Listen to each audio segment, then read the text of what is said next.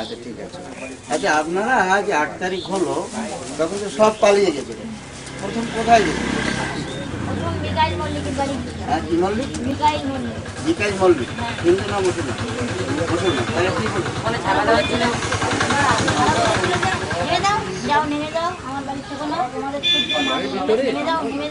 আমাদের ঘরে থাকতে জায়গা নেই, আমরা ওখান থেকে নেমে তখন কোথায় গেলেন? আরেক জায়গায় কিছু পাড়া আছে। এটা কোন পাড়া? রাজের আলী মন্ডল। হ্যাঁ, সেও বলেছে যে আমরা জায়গা দেবো না, তোমরা অন্যখানে যাও বলে। জায়গা দিয়ে আমার ক্ষতি হতে পারে, তুমি চলে যাও।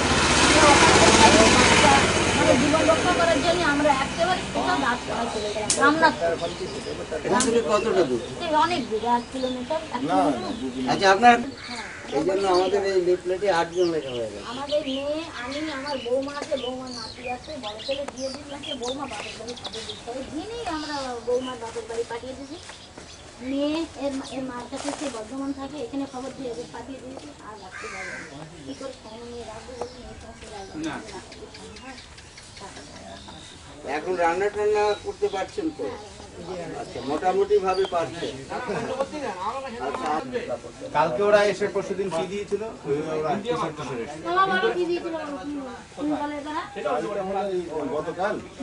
গতকালকে না, গতকালের বন্টন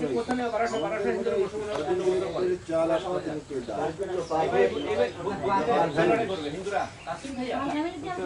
কলকাতা থেকে এসেছিল। এর মধ্যে আছে এদেরটা প্রত্যেকটার পিছনে ওই বইটা তো ওই হয়নি, বুঝলেন, ওই বিয়ের বইটা।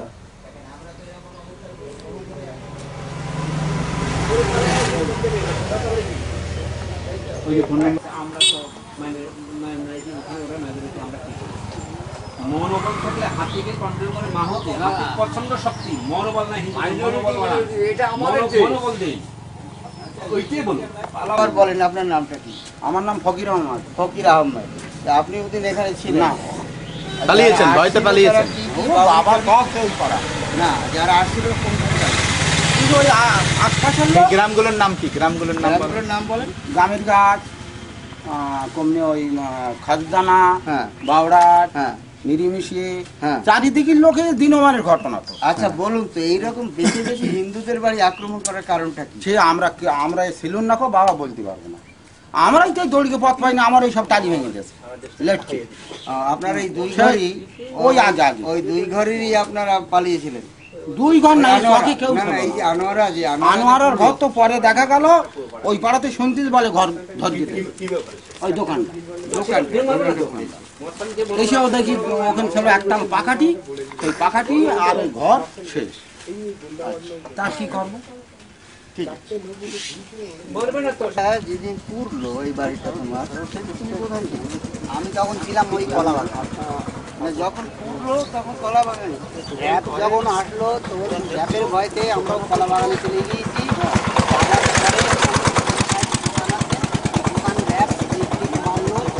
চেষ্টা করলো, ওখান থেকে ঘর বাড়ির টালি অনেক আসলো, এসে এখানে আমার বাগানের দাদা ছিল, সে ঘর টালি দিয়ে র্যাব ভাঙ।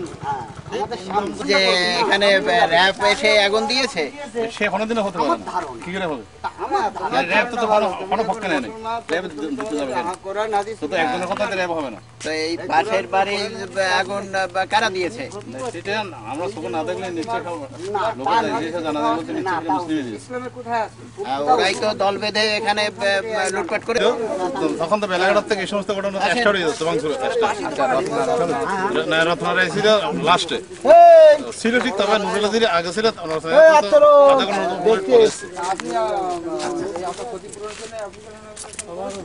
তো উনি থানায় ছিল, তারপরে ও তো থাকা অবস্থায় এগুলো তো আসুন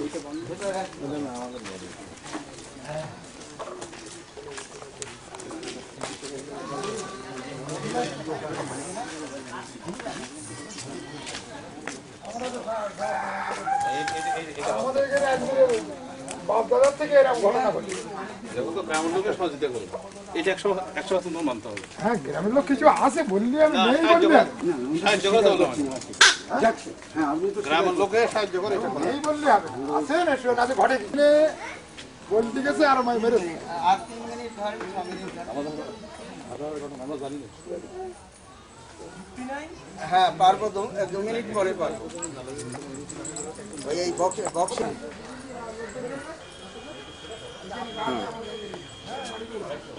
আচ্ছা ঠিক আছে, একটু রেখে দিন।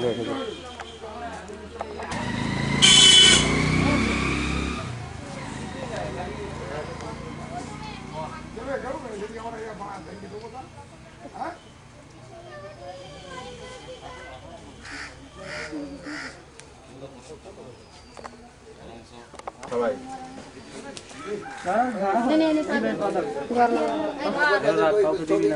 এবং এগুলো নিজেরা যা পারলে জেরক্স করে করে নিজেদের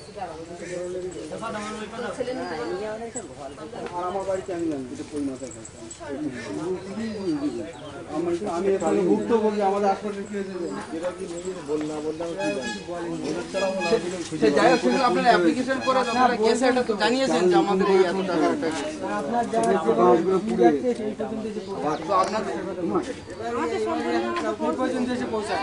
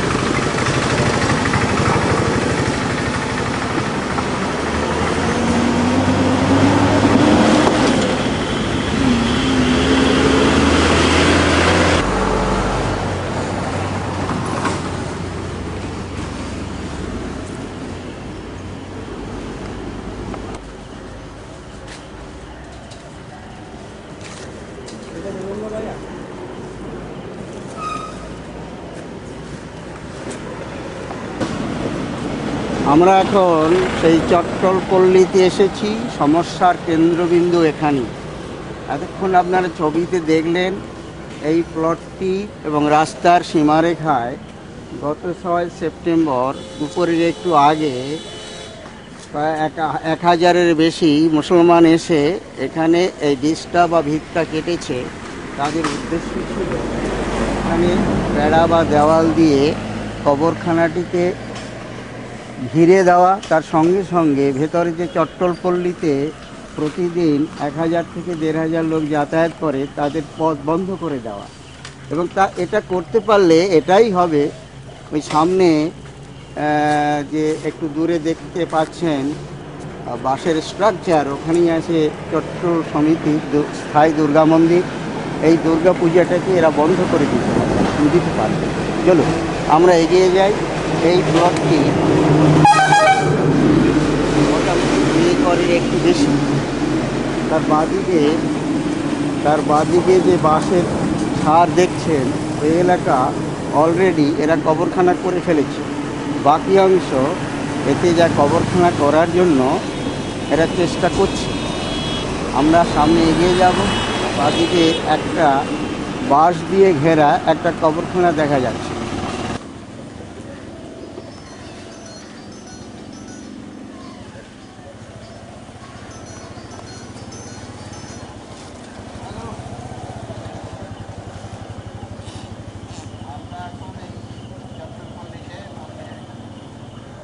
আমরা কার্তিকপুরে না, এখান থেকে কার্তিকপুর হয়ে তারপরে আবার আপনাদের, আপনি কোথায় আছেন? হ্যাঁ, ওই কার্তিকপুরে আমরা এখান থেকে আসছি। বল সিগন্যাল। হ্যাঁ, আমরা এখন এগিয়ে চলেছি চট্টলপল্লীর স্থায়ী দুর্গা মন্দিরের দিকে। আপনারা দেখতে পাচ্ছেন আমরা যেখান থেকে যাচ্ছি সেটা ফাঁকা জায়গা, বাঁদিকে ঝোপ বাঁশের জঙ্গল আছে, এখানেই কবরখানা হিসেবে ব্যবহৃত হচ্ছে, কিন্তু ডান দিকটা ফাঁকা আছে। তো গত 6 সেপ্টেম্বর, একটু আগেও বলেছি আর এখনও বলছি, 6 সেপ্টেম্বর এই এলাকাটাকে ঘিরে দেওয়ার জন্য চেষ্টা হচ্ছিল। তো এখানে হিন্দুরা প্রতিরোধ করে, ভীষণভাবে বচসা হয় এবং অমল কর নামে এক ব্যক্তিকে বেদমভাবে প্রহার করা হয়। তারপরে ঘটনা আমরা একটু আগে বলবো, একটু পরে বলবো। গত মঙ্গলবার যে ঘটনাটি ঘটেছে, এই যে পেছনের বড় রাস্তা আপনারা দেখলেন, সেই বড় রাস্তা দিয়ে জমিয়তে উলেমার মিস্টার সিদ্দিকুল্লাহ 8-10টা লরিতে করে লোক নিয়ে, অর্থাৎ মুসলমানদের নিয়ে একটা মিছিল করেছে। মিছিলের তার স্লোগান ছিল হিন্দু মুসলমান ভাই ভাই, কবরস্থানের পবিত্রতা রক্ষা করতে হবে এবং বেলিয়াঘাটার বাচ্চু সরকারকে গ্রেপ্তার করতে হবে এবং র্যাফের গুলিতে যে মুসলমান ছেলেটি মারা গেছে ক্ষতিপূরণ বাবদ তাকে 5 লক্ষ টাকা দিতে হবে। আমরা হাঁটতে হাঁটতে এসে গেছি সেই মন্দিরের সামনে। প্রায় এখানে স্ট্রাকচার দেখতে পাচ্ছেন, স্ট্রাকচার তোলা শুরু হয়েছিল কিন্তু এটা ইনকমপ্লিট রয়েছে। আমি ক্যামেরাম্যান ভাইকে বলবো তুমি স্ট্রাকচারটা এবং মন্দিরটা একটু ভালো করে দেখাও। আপনাদের আরও জানাচ্ছি, কয়েকদিন আগে আমাদের গভর্নমেন্ট এখানে পুলিশ ক্যাম্প করেছেন। আপনারা দেখতে পাচ্ছেন যে পুলিশ ভাইয়েরা এখানে দাঁড়িয়ে আছেন এবং বিকেলে এখানে একটা মিটিং হবে, তার জন্য